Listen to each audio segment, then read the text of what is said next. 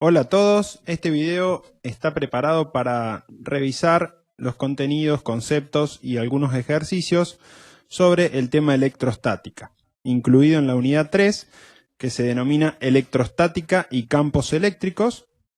Los contenidos que vamos a revisar en esta unidad son la definición de carga eléctrica, la ley de Coulomb, las unidades de la carga eléctrica, la definición y formas de representación del campo eléctrico, las fuentes de campo eléctrico, como por ejemplo una carga puntual, varias cargas o alguna configuración geométrica de cargas, como por ejemplo un anillo, una esfera, un conductor rectilíneo. Digo conductor, ahora vamos a ir entrando un poco en detalle sobre lo que es eso, sobre su definición. Y vamos a ver también lo que se llama integral de Gauss, las aplicaciones para las distintas distribuciones de carga, que era esto que le estabas mencionando. Anillos, esferas, un plano, puede ser. Entonces esto corresponde al TP6 de la guía de Educo y su relación con el capítulo 21 y 22 del libro Searse-Maschi. En esta diapositiva tenemos algunos comentarios con definiciones y algunas reglas que vamos a necesitar conocer para poder modelar los problemas que están presentados en esta unidad. Lo primero que necesitamos definir es la carga eléctrica, ¿sí? La carga eléctrica es una cantidad fundamental en electrostática. Vamos a nosotros identificar dos tipos de carga, una positiva y una negativa. La regla esta que posiblemente ya la conozcan, que dos cargas del mismo signo se repelen mutuamente y las cargas del signo opuesto se atraen. Por otro lado tenemos el principio de conservación de carga, que nos dice que en un sistema aislado la carga total es constante. Ya vamos a ver de qué se trata esto en diferentes aplicaciones, quizás no tanto en este TP, pero sí en los posteriores donde hablemos de capacitores. Ahí vamos a entrar un poco más en detalle sobre esto. Bueno, esto que ustedes manejan bien, que son los neutrones, protones y electrones, la composición de la materia. Y las interacciones eléctricas, que dice son las principales responsables de la estructura de los átomos. Esto ustedes químicos ya lo deben tener bastante claro, solamente lo menciono ahí, lo mencionamos para que sepan y se ordenen en el nivel que estamos tratando en este TP. Conductores son materiales que permiten que la carga eléctrica se mueva con facilidad a través de ellos. Aislantes permiten el movimiento de carga, pero con menos facilidad.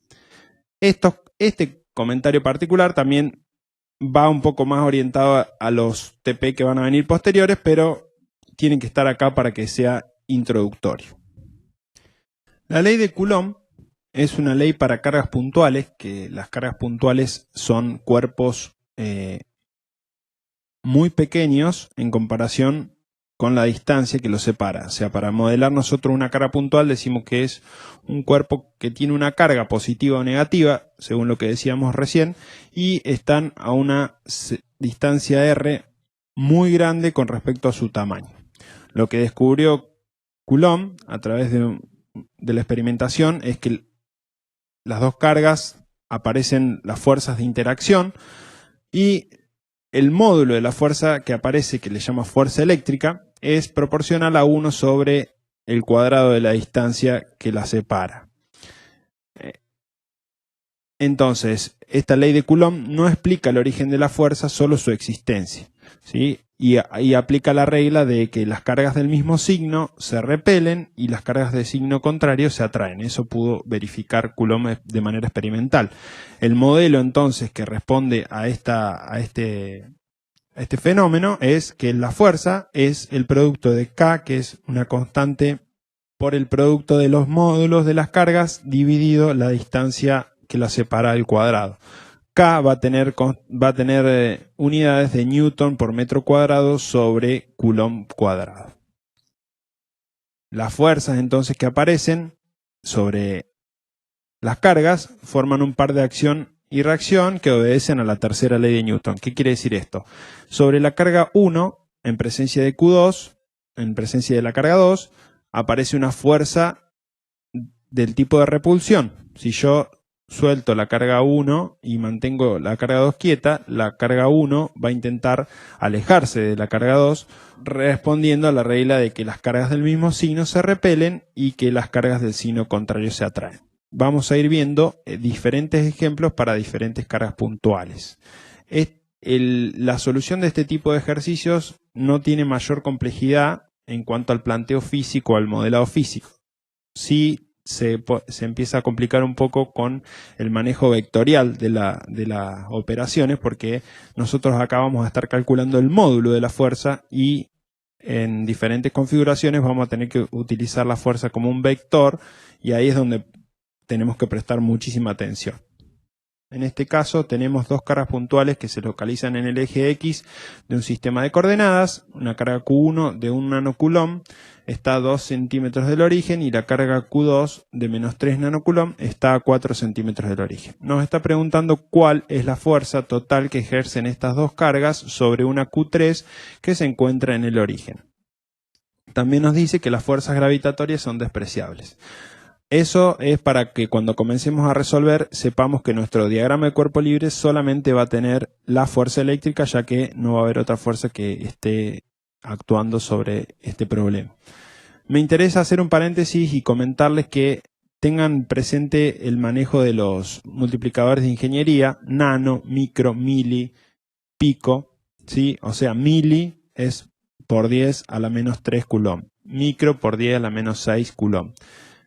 Nano por 10 a la menos 9 coulomb y pico por 10 a la menos 12. Esos generalmente son los que más utilizamos.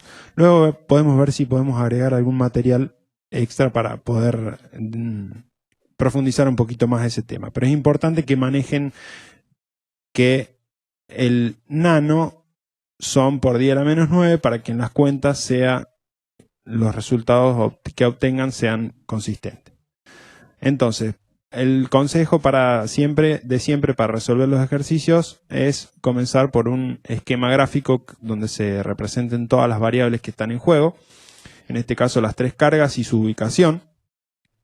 Luego profundizar un poquito más en detalle sobre la carga que estamos trabajando, es decir, esta carga va a recibir una fuerza que la va a producir esta carga y esta carga, ¿sí? Entonces, pensando para graficar la fuerza F1, ¿qué pensamos? Decimos, bueno, esta carga está suelta, entonces, como tienen el mismo signo, lo que va a intentar hacer esta carga va a ser moverse en sentido menos X, entonces graficamos la fuerza 1, el módulo de la fuerza 1 va a responder a la ley de Coulomb, eso lo vamos a ir calculando después, y entonces también lo hacemos de igual manera con la fuerza 2.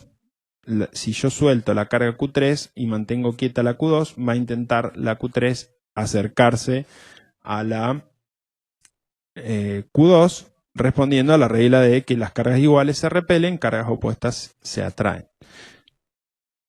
Entonces, las cuentas para obtener la F1 sería la F de 1 en 3, o sea, la fuerza que produce la carga 1 en la carga 3, es K por el módulo de las cargas, el producto del módulo de las cargas, dividido la distancia al cuadrado. Eso me da 112 micronewton. Esto es 112 por 10 a la menos 6 newton. Si calculo la F de 2 en 3, obtengo que me da 84 micronewton. Y en este caso particular, como las dos están en el mismo eje, voy a poder sumarlas directamente y obtener una resultante de menos 28 micronewton. ¿Qué quiere decir esto? Que esta carga, si yo la suelto, va a intentar moverse en sentido negativo de X. Recuerden que los vectores tienen un módulo intensidad y una dirección, un sentido. En este caso, como está solo en el eje X, ese sentido se indica con el signo. Y digamos, el valor constante, el escalar, perdón, indica el módulo del vector. Vamos a ir viendo qué pasa cuando tenemos otras configuraciones. Continuando entonces con la sección de ejemplos, vemos en este caso fuerzas eléctricas, suma vectorial de fuerzas eléctricas en un plano. En este caso no van a estar en el mismo eje. Dos cargas puntuales iguales y positivas Q1 y Q2 de 2 microcoulomb se localizan en X igual a 0 e Y igual a 0,3 metros y X igual a 0 e Y igual a menos 0,3 metros, respectivamente. ¿Cuáles son la magnitud y la dirección de la fuerza eléctrica total neta que ejercen estas cargas sobre una tercera carga también puntual, Q igual a 4 microcoulombs en X igual a 0,4 metros e Y igual a 0 metros? Bueno, en principio, como ya mencionamos recién, lo primero sería hacer un esquema gráfico de la situación. En este caso, la Q1 genera una fuerza del tipo de repulsión porque son cargas iguales, o sea, del mismo signo. Si yo suelto la Q en presencia de la Q1, esta intentaría moverse en ese sentido, por eso la fuerza 1Q aparece en esa dirección y la fuerza de 2Q aparece en esa dirección, en la mismo aplicando la misma regla. Si yo suelto la Q, en presencia de Q2, aparece una fuerza en ese sentido. Entonces, en este caso, lo que vamos a tener que hacer es ver cómo hacemos para sumar el vector F2Q y el vector F1Q para obtener una resultante. Generalmente utilizamos para este trabajo práctico y en general el método de las componentes. Entonces, lo que necesitamos hacer primero es saber cuál es el ángulo que hay en F1Q referido al eje X positivo. Entonces, en este caso yo obtengo, por los datos que me dan en el problema, el ángulo θ de 36,8 grados, que sería el ángulo que está ahí, o sea que para hacer el cálculo vectorial yo tendría que restarle los 360 y referirlo al eje X positivo. Y el F2Q, que también tiene el mismo valor de θ porque el triángulo es el mismo, ¿sí? Entonces ahí vamos a ir planteando la sumatoria de las fuerzas en X y la sumatoria de las fuerzas en Y. Sumatoria de fuerzas en X es F1Q más F2Q. En este caso, la componente F1Q es todo este término que está acá, incluyendo a Q, donde R1 es 0,5 metros, este pedacito, y el ángulo es este que vemos acá, desde X positivo hacia Q. O sea, si acá está θ, 360 menos θ me da ese ángulo. Y la fuerza de 2 en Q, el R2 también son los 0,5 metros. Y en este caso el ángulo es directamente el θ que está acá. Si nosotros calculamos en opuesto por el vértice, tenemos el ángulo θ. Eso nos da un resultado de 0,46 newton. Si nosotros calculamos la fuerza en Y, lo podemos notar gráficamente, pero lo verificamos en las cuentas. La resultante va a ser 0. ¿Qué quiere decir esto? Que esta carga va a tener una fuerza resultante solo con componente X, que va a valer 0,46 newton. El módulo y con dirección eje X positivo.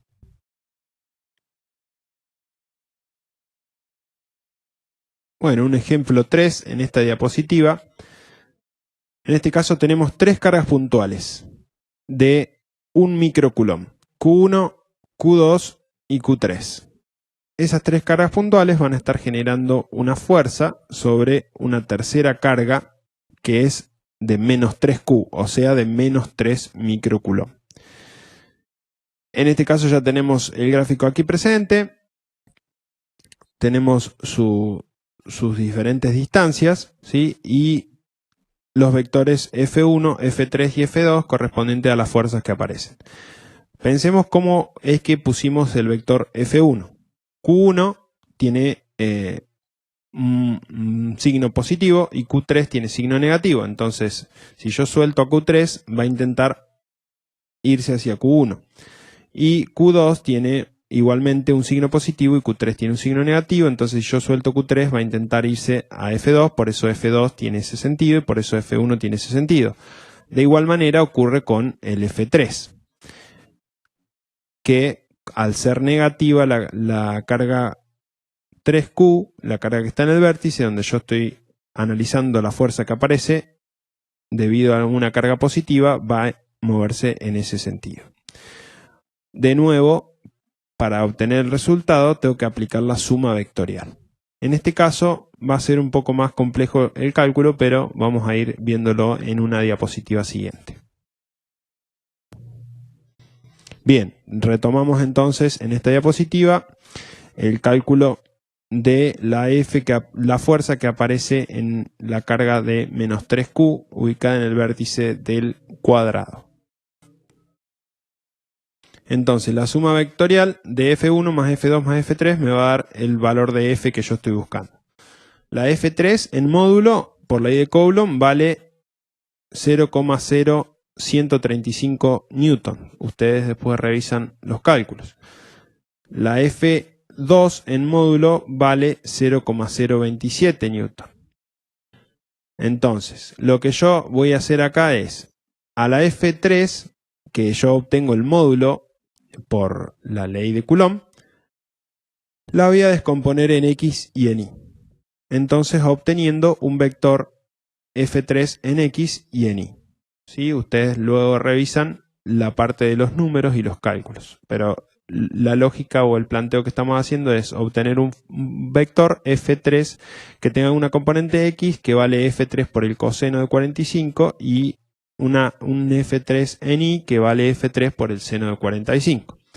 En este caso, como el seno de 45 y el coseno de 45 nos da la particularidad que F3X y F3Y tienen el mismo valor.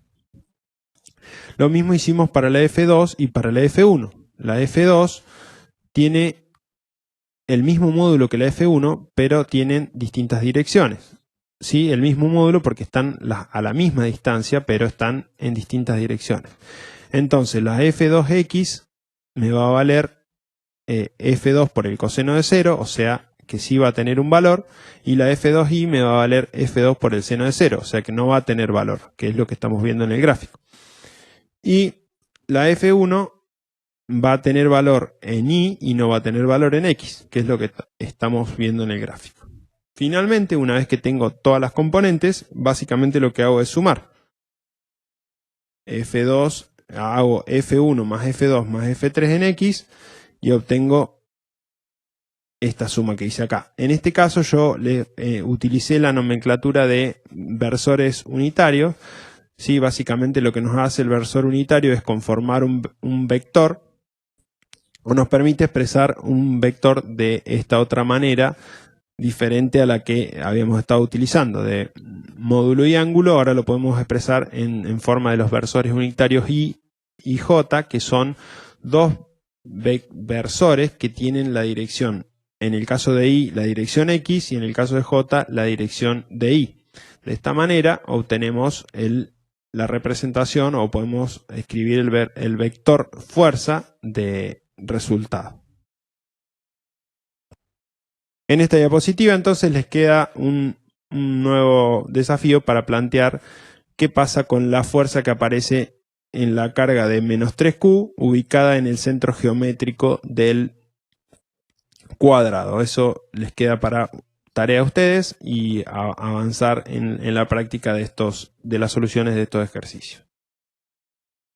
En esta otra diapositiva entonces también acercamos una serie de ejercicios que creemos conveniente que revisen para trabajar con sus soluciones correspondientes en todos los casos.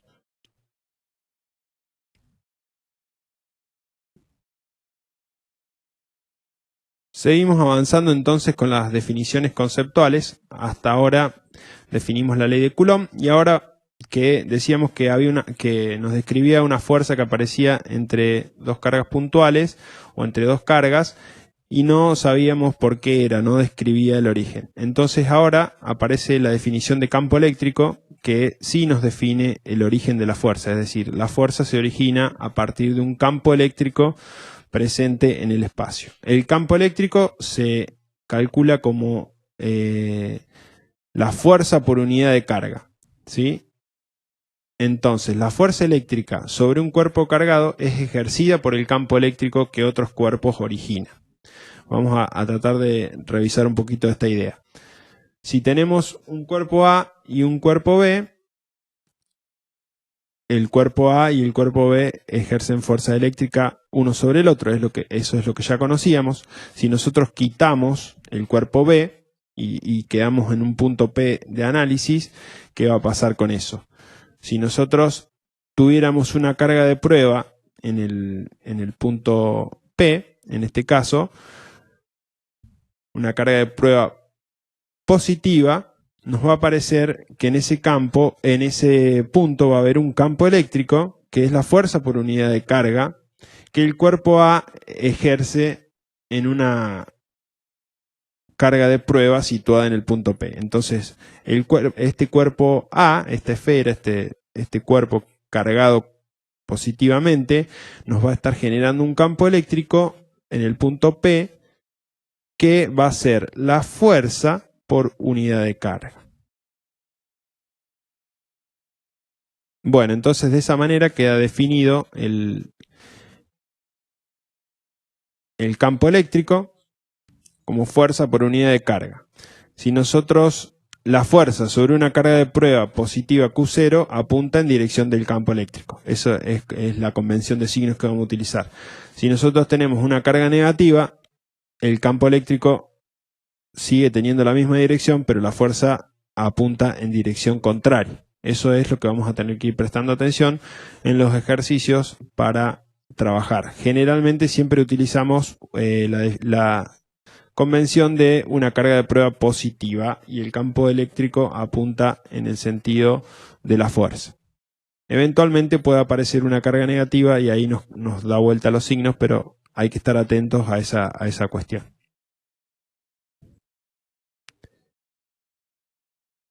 Bien, entonces, aquí vamos a poder observar qué pasa con el campo eléctrico de una carga positiva en diferentes puntos de su alrededor y que, como bien decíamos, si nosotros tenemos una carga de prueba positiva, el campo eléctrico va a apuntar en la dirección de la fuerza, y en este caso que tenemos una carga negativa, si nosotros tenemos una carga de prueba positiva en los diferentes puntos, el campo eléctrico va a apuntar en dirección de la fuerza, o sea, hacia la carga Q.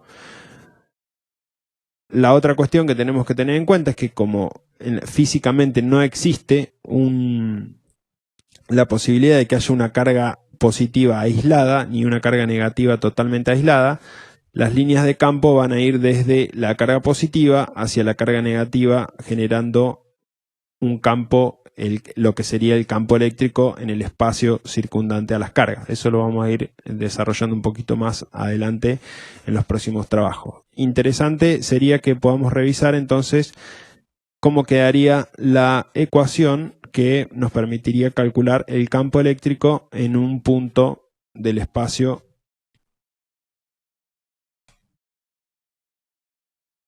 Entonces, el campo eléctrico era la fuerza por unidad de carga, eso ya lo habíamos mencionado. La fuerza responde a la ley de Coulomb. Entonces, si nosotros hacemos la multiplicación, finalmente nos queda que el campo eléctrico es K por Q sobre R. K es 1 sobre 4pi por epsilon 0, que epsilon 0 es la permitividad eléctrica del vacío. Esto está asociado a un campo eléctrico en el vacío. La forma vectorial del campo eléctrico entonces sería K por Q sobre R por un versor R que nos da la dirección del campo eléctrico. Ahí vamos a ir trabajando y viendo qué pasa con este versor y esta forma de la ecuación. Bueno, en esta diapositiva tenemos el ejemplo de una carga puntual de menos 8 nanocoulomb que se localiza en el origen de un sistema de coordenadas y necesitamos obtener el vector del campo eléctrico en el punto 1,2 para X menos 1,6 para Y. Es importante tener en cuenta las cuestiones referidas al cálculo vectorial. Si nosotros resolvemos el módulo del campo eléctrico, podemos obtenerlo con la ecuación que estuvimos charlando hasta recién. K, constante de proporcionalidad, por Q sobre R cuadrado, donde R cuadrado es la distancia al punto que queremos calcular el campo eléctrico. En este caso, el punto P desde el origen del sistema de coordenadas donde se ubica la carga. reemplazando los valores, obtenemos que el campo eléctrico nos da un valor de 18 newton sobre coulomb. Es importante destacar de que ese campo eléctrico es el módulo, este valor del campo eléctrico. Nosotros necesitamos conformar ahora el vector de campo eléctrico obteniendo el ángulo. Como la carga es negativa, habíamos dicho que si nosotros ponemos una carga de prueba positiva, el campo eléctrico tiene la dirección que tendría la fuerza, por lo tanto sería hacia la carga. De esta forma, el ángulo que forma el vector campo eléctrico, podemos sacar ese ángulo, se me ocurrió sacar ese a mí, podría haber sacado el otro con los datos que tengo, me da de 53 grados. Para yo referirlo respecto al eje de las X, positivo, que sería lo que utilizamos en la convención tradicional del cálculo vectorial, siempre referimos el ángulo al eje X positivo en sentido antihorario. Esto es más que todo para mantener una cuestión de los signos. Pueden surgir otras combinaciones, otras alternativas en el uso de los ángulos. Ustedes siéntanse libres para usar la que les quede mejor. Simplemente esta la usamos por convención y de esa forma podemos aplicar la suma directamente como una suma y no hay que andar poniendo signos o prestando atención a otras cuestiones. Siéntanse libres para usar la forma que les quede más cómoda respecto a los vectores. Estos son un ejercicio de referencia para aquellos que no tengan ni siquiera definido una forma de hacerlo ya. Entonces, la componente en X del campo eléctrico me da menos 10,8 newton sobre coulomb y la componente Y del campo eléctrico me da 14,4 newton sobre coulomb. En esta otra diapositiva se presenta el cálculo hecho de manera vectorial utilizando el versor R.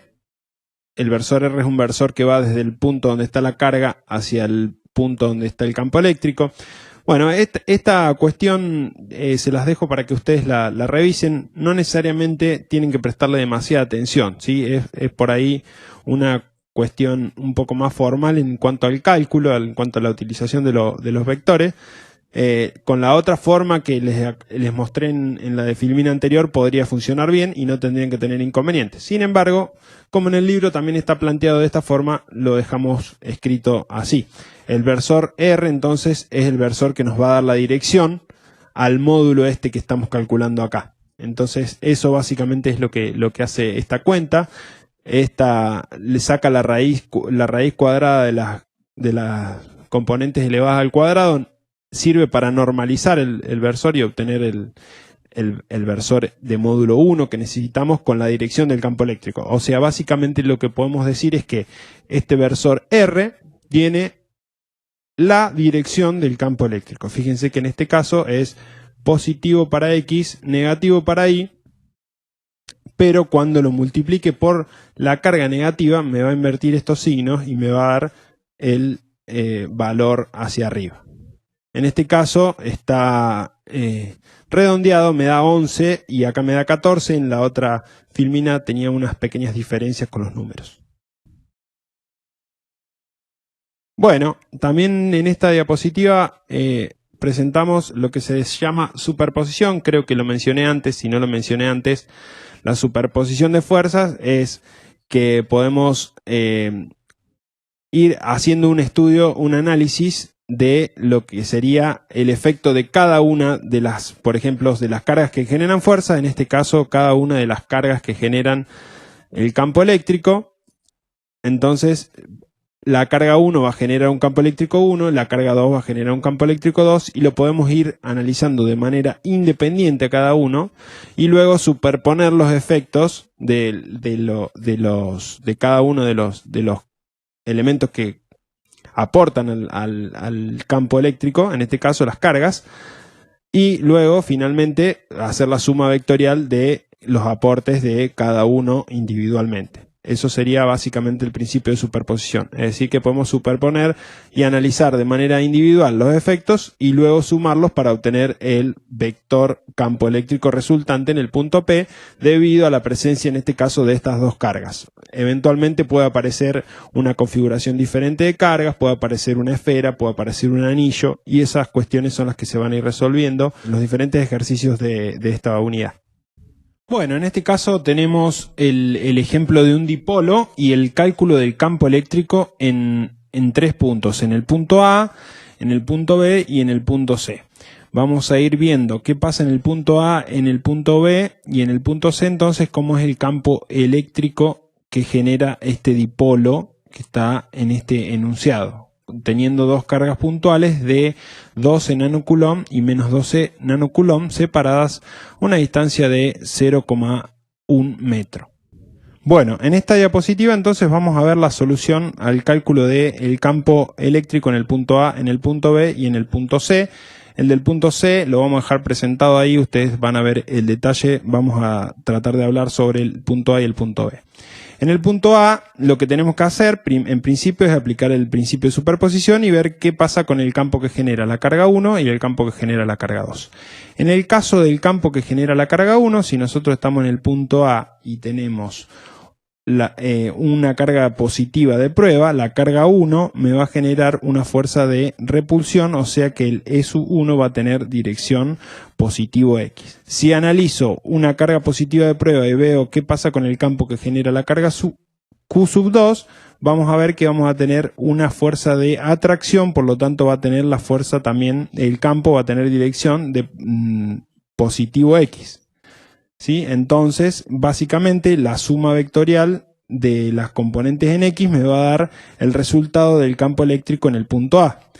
El número 3, este que aparece acá, se calcula como K por Q sobre R cuadrado, donde R cuadrado, en este caso, es para el E sub 1, o sea que es el correspondiente a los 6 centímetros. Y el R cuadrado correspondiente al E sub 2 es el de los 4 centímetros.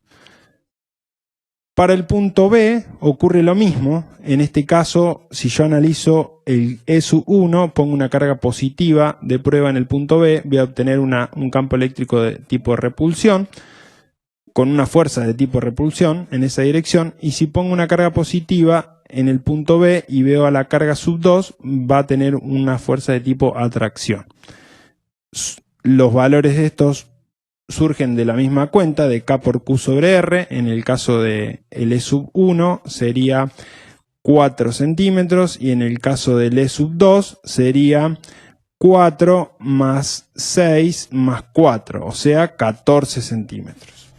Bien, entonces les queda el campo en el punto B, me da menos 6,2 por 10 a la 4 newton sobre coulomb, solo en X. No tenemos componente en Y. Queda para ustedes revisar entonces el cálculo del punto C, donde vamos a tener que revisar un poco qué pasa con las componentes de los vectores E sub 1 y E sub 2. Bien, en esta diapositiva vamos a tener un problema donde se involucra a su vez la condición de equilibrio estático de traslación que vimos en física 1. Tenemos un objeto que tiene una carga neta de 24 microcoulomb colocado en un campo eléctrico uniforme de 610 nanocoulomb, dirigido verticalmente. Lo que nos pregunta es la masa del objeto si éste está flotando en el campo eléctrico. Bien, el objeto se supone que está flotando en el campo eléctrico, por lo tanto la fuerza que genera el campo eléctrico sobre la carga, sobre la masa de la carga, equilibra el peso. Entonces, si nosotros calculamos, planteamos las ecuaciones de equilibrio de traslación, que nos dice que la sumatoria de fuerzas es igual a 0, identificando la fuerza F como fuerza eléctrica y la fuerza peso como masa por gravedad, podemos calcular entonces la masa. Reemplazando los valores nos da 1,46 gramos. E tiene 610 newton sobre coulomb, Q tiene 24 microcoulomb y G puede ser 9,8, puede ser 10 metros sobre segundo cuadrado. Esta diapositiva la pusimos a modo de resumen, donde se presentan todas las ecuaciones de que permiten obtener el campo eléctrico para las diferentes configuraciones. Una sola carga puntual, cargas en la superficie de una esfera, bueno, alambre infinito. Ustedes pueden revisar ahí ese material, lo tienen disponible. Sería importante que tengan a mano estas ecuaciones para los diferentes problemas donde nos está preguntando el campo eléctrico. En el caso de que sea una carga puntual, ya lo estuvimos viendo, y en el caso de que sean, por ejemplo, una esfera o una placa infinita, esto va a ser útil tenerlo a mano para los próximos TP, el TP de capacitores sobre todo. En el orden que venimos hablando, al finalizar esta presentación, tenemos entonces algunos ejercicios con sus respuestas. En este caso tenemos esta distribución de carga. En este caso tenemos esta distribución de carga. Luego nos está preguntando el campo eléctrico en diferentes puntos para poder poner en práctica todo lo que hemos estado desarrollando y comentando en este video. También tenemos este tipo de ejercicios presentados de tarea, donde tenemos la ecuación de la condición de estática, de equilibrio estático de traslación, en el caso de un plano inclinado de la esfera que no se cae, o que hay que hacer alguna cuestión referida a la estática ahí. En la barra conductora cargada, en este caso van a poder usar la ecuación del cálculo de campo eléctrico que les dejé en el resumen, les dejamos en el resumen. Y este otro también es una cuestión parecida a lo que estábamos hablando del ejemplo anterior. Bien, con eso estaríamos completando este video. Estaremos enviándoles un video más donde haremos un pequeño resumen de integral de Gauss y cálculo de flujo eléctrico.